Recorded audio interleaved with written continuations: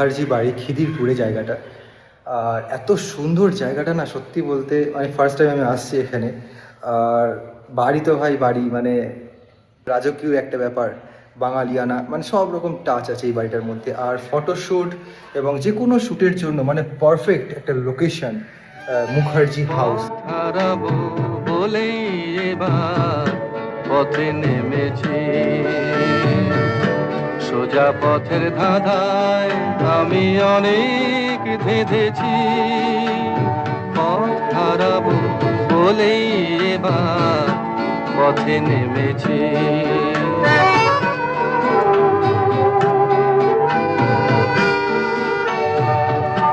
নিষেধের পাহারাতে ছিলে মেরেকে ঢেকে, সে কখন